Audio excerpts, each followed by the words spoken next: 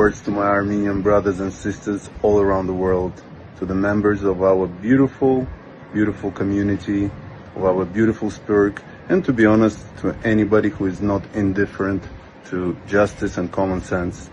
I'm a proud son of a philanthropist, but more importantly, great, kind, generous human being, Samvel Karapetyan, was imprisoned a couple of days ago by the current regime for the words of support to our Armenian Apostolic Church.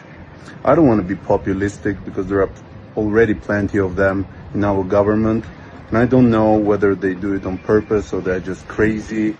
However, the segregation of our nation is pretty obvious to me. You don't have to be very religious to respect your roots and values. And our church has been always the institution that kept us all together. Millions of Armenians, Russian Armenians, French Armenians, American Armenians, Armenians from Lebanon and other sides of the world has been acknowledged as the soul of this nation. And the little group of people who try to segregate our nation between their little amount of supporters, to be honest, and everybody else, let me tell you, I'm very, very proud to be in the group of everybody else's. Well, what can I say more? We're gonna demand justice our way, մեր ձևով, and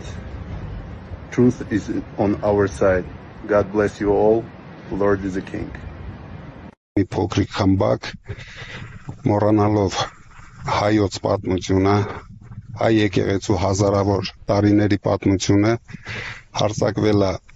հայ եկեղեցու վրա, հայ ժողովրդի վրա, քանի որ ես միշտ եղել եմ հայոց եկեղեցու կողքին ու հայ ժողովրդի կողքին, ունենալու եմ անմիջական մասնակցություն, եթե չհաջողվի քաղաքական գործիչներին, ուրեմն մենք էլ մեր ձևով ենք մասնակցելու այդ ամեն ինչին։ Նաև ընդդիմության ներկայացուցիչները ասում են եկել են կուսության հարց են քննարկում։ Հարգելիներս, կուսության հարց չենք քննարկում։ Քննարկում ենք լեգիտիմության հարց։ Լեգիտիմության հարց, որովհետև 356 թվականին տեղի ունեցել Աշտիշատի ժողովը, որը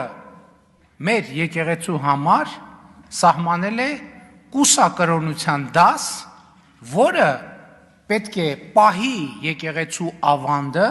եւ պետք է ղեկավարի եկեղեցին։ Ընդ որում հիմա կուսակրոն քահանաները իրենք ունեն վերադաս աստիճան ամուսնացյալ քահանաների նկատմամբ։ Հիմա ամուսնացյալ քահանաները ամուսնացած մարդիկ են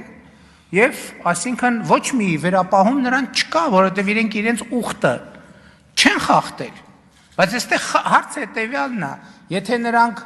մի մասը դե ֆակտո ամուսնացած է եւ այլն, եւ կուսակրոնության բերումով ղեկավարում է ամուսնացյալ քահանաներին, բա ինչի է ղեկավարում։ Ընդհակառակը ամուսնացյալ քահանաները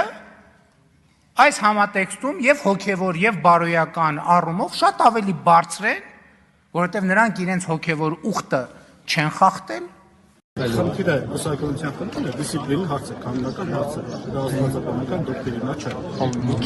Եվ նման հարցերը լուծվում են բացառապես եկեղեցում գոյություն ունեցող կարգապահական հանձնախմբի շուրջ։ Այս ընթացքում բազմաթիվ կարգապահություններ են, դրանց պատասխանում ձեր հարցին։ Այս ինքը մերկապարանոց, ամեն մերկապարանոց հարցերին չեն կարող մենք իրական պատասխան